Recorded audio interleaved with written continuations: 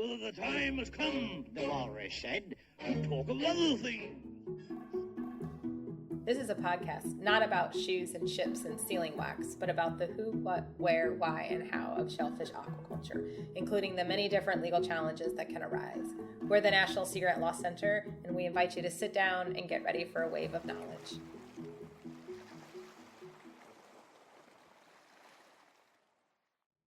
Hi, I'm Stephanie. I'm the director of the National Sea Grant Law Center. Hi, I'm Kathy. I'm a senior research counsel at the National Sea Grant Law Center. And I'm Amanda. I'm the Ocean and Coastal Law Fellow at the National Sea Grant Law Center. You're listening to Law on the Half Shell. Today we're going to be talking about local opposition to shellfish aquaculture, with a focus on zoning conflicts in particular.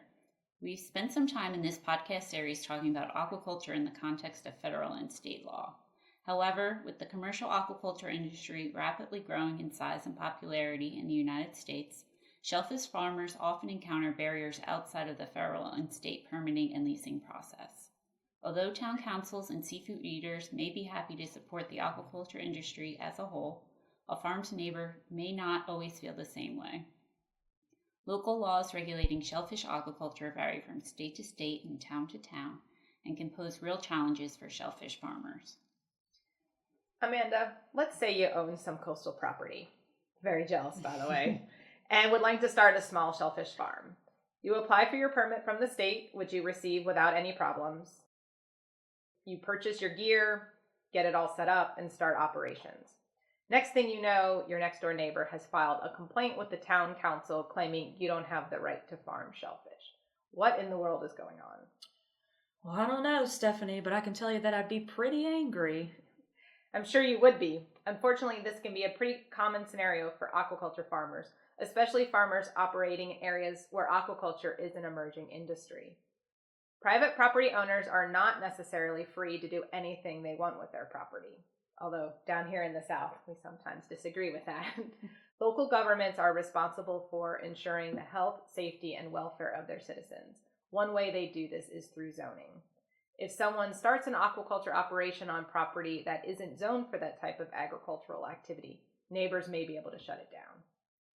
Zoning is a legislative process through which a local government determines what types of activities can take place on the various parcels of land within their town. Zoning ordinances regulate what land can be used for, as well as the structures that can be built upon it, and zoning codes are made up of those ordinances. Before zoning became common practice, someone could open a factory right next to a house or school. People who wanted to challenge the offending land uses had to bring a challenge in court, with the ultimate decision left up to a judge. However, as buildings became higher and numbers of factories and warehouses in metropolitan areas increased throughout the early 20th century, citizens demanded that cities initiate more uniform systems of regulation. A little bit of a fun fact, New York City was actually the first U.S. city to come up with its own comprehensive zoning code in 1916. It was adopted primarily to stop massive buildings from preventing light and air from reaching the busy streets below. It's a problem we don't typically have down here. And zoning doesn't just impact skyscrapers in New York. It can have far-reaching impacts on shellfish aquaculture. The first of these has to do with what types of zoning districts a city or town chooses to allow, as well as where those districts are located. This decision can either pave the way for shellfish aquaculture or cut off the possibility that a farm can be located in a certain area. Typically, municipalities create districts based on what uses they think certain areas of land should be used for. These districts are fixed by law with reference to a map, and each district is assigned a different land use category, such as commercial, residential, industrial, or agricultural use. Cities may choose to include other types of districts for the use in special circumstances as well, such as historic districts and waterfront districts. After cities establish what districts they'll have, they have to decide what uses will be permitted in those districts. If a proposed use conforms with the district type as well as any applicable zoning ordinances, the city will permit the use. For example, farming would always be a permitted use in a district that's been zoned for agriculture. Single-family homes are always permitted in residential zones. A McDonald's, which is a commercial use, however, may not be permitted in a residential neighborhood. Cities can also choose to allow special or different uses in certain circumstances, and some districts are mixed use, for instance, allowing both residential and commercial uses. So, returning to our hypothetical, Amanda, what is your property zoned for? I believe it's residential. And do you know whether agriculture is permitted in the residential area? I believe so, yeah. But is aquaculture agriculture? Of course it is, isn't it? Not necessarily. In Virginia, one property owner fought several court battles arguing that he should be allowed to operate his small commercial aquaculture business from his residential property. His property was zoned rural, residential, and crop livestock farming was a permitted use in this zone. As such, the property owner believed oyster aquaculture would be allowed. The county zoning administrator disagreed and asserted that the property owner needed a special use permit to continue aquaculture operations. The Supreme Court of Virginia ultimately agreed with the county zoning administrator. The court looked to the county's definition of livestock, which referred to non-human vertebrate animals. As shellfish are not vertebrates, the court determined that the shellfish farmers' aquaculture activities weren't a permitted agricultural use within the zone. Well, that's pretty confusing and complicated. Unfortunately, these local issues often can be, Amanda. Despite oysters being scientifically classified as animals, the language of local codes and ordinances controls and may lead to some counterintuitive rulings. Local ordinances can impact aquaculture operations in different ways. For example, a city may pass a shoreline development ordinance that restricts commercial development near protected shorelines. Such an ordinance might limit possible sighting locations for shellfish farmers wishing to operate in the area. On the other hand, a town might adopt helpful legislation, such as an ordinance creating a zone that provides protections for water-dependent uses such as aquaculture. Shellfish farmers who violate zoning ordinances can face serious legal consequences. Cities can impose civil penalties and require that farmers remove illegal structures or additions, oftentimes at a significant cost. Offenders can also be charged criminally, risking additional fines or even imprisonment. Furthermore, violations can cause a city to refuse to issue permits to the offender in the future. Shellfish farmers do have some recourse, however. Property owners subjected to unfavorable zoning decisions can appeal or seek some form of waiver that would make a violating use allowable. In many circumstances, subjects of such zoning decisions can also file lawsuits if they are unsatisfied by the administrative appeal and waiver process. Back to our hypothetical again. If your neighbor does not think your aquaculture operation should be allowed, what can he or she do? Actually, Stephanie, neighboring landowners may also challenge shellfish farming activities if disputes can't be resolved informally. This type of retaliation is often called a not in my backyard or NIMBY dispute. Zoning-related NIMBY disputes often challenge zoning decisions based on the argument that an offending use negatively impacts the objecting party's property. NIMBY participants are most often residential property owners who object to uses they believe will negatively impact their homes. In considering these protests, cities try to balance what is best for the public as a whole with the desires of residential property owners. An example of this occurred in Virginia in mid-2018 when the owners of an oyster aquaculture business, Island Seafood, requested to have their off-water residential lot rezoned to a waterfront business in order to have storage and workspace for equipment used in harvesting oysters.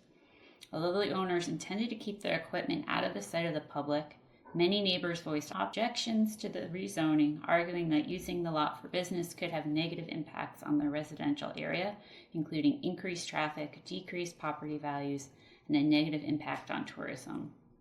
These complaints delayed the City Planning Commission's decision, although it eventually decided to approve Island Seafood's rezoning request in August 2018.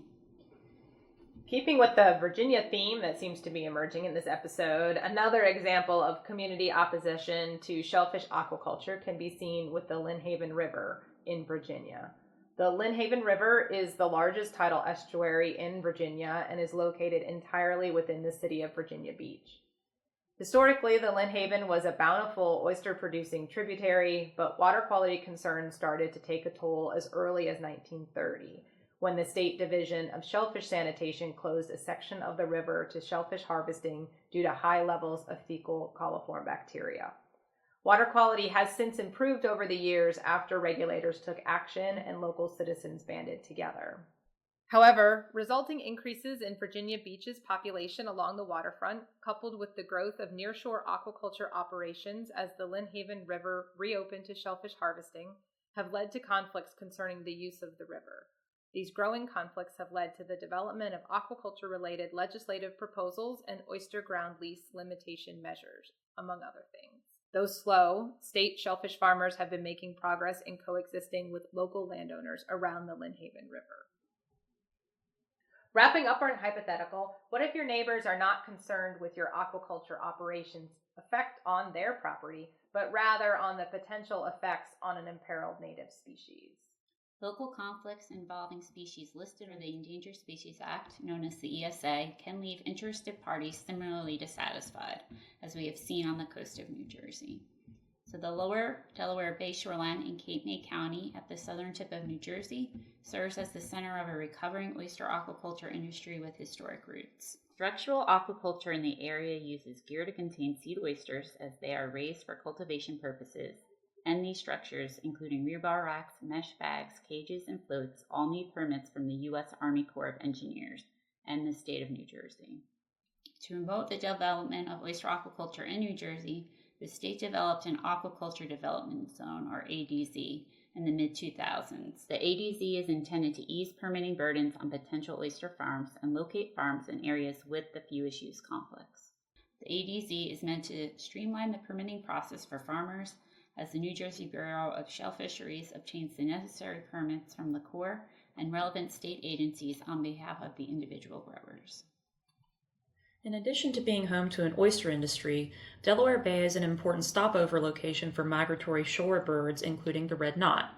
The red knot, which actually weighs less than a cup of coffee, is a master of long-distance aviation.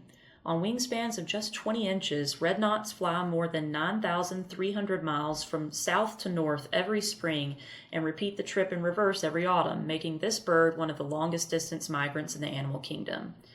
Due to its declining populations, the red knot was listed as an endangered species under the Endangered Species Act in 2015. This listing decision significantly impacted the oyster industry in New Jersey due to concerns about how structural oyster aquaculture would affect the red knot and a major knot food source, horseshoe crab eggs.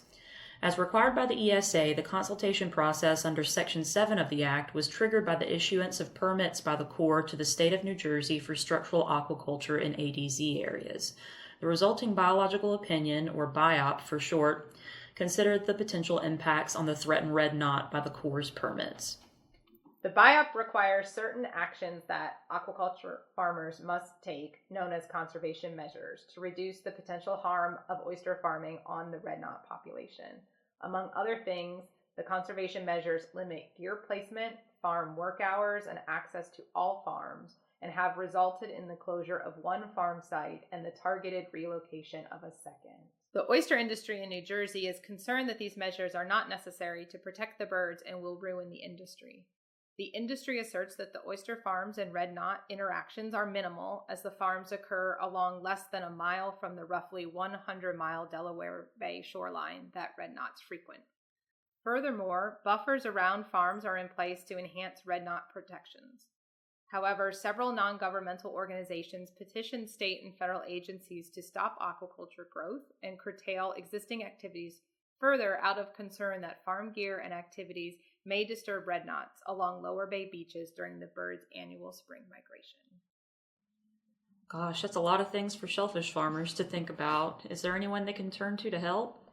Well, most states are trying to expand opportunities for shellfish farming due to both the economic and environmental benefits that we've covered a lot during this series, and state agencies with authority over coastal resources are a good place to start for information. State Sea Grant programs also have a number of educational and training resources available, including fact sheets and toolkits on the permitting process. Well, that's it for us. We've reached the end of our series on the who, what, where, why, and how of shellfish aquaculture. We hope you've enjoyed the journey and learned a lot on the way.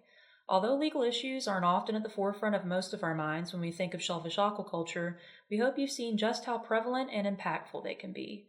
If you'd like to learn more about the legal issues discussed in this series, we encourage you to visit the National Sea Grant Law Center's website at nsglc.olemiss.edu. We have lots of reports, articles, and other resources that explore these topics in more detail.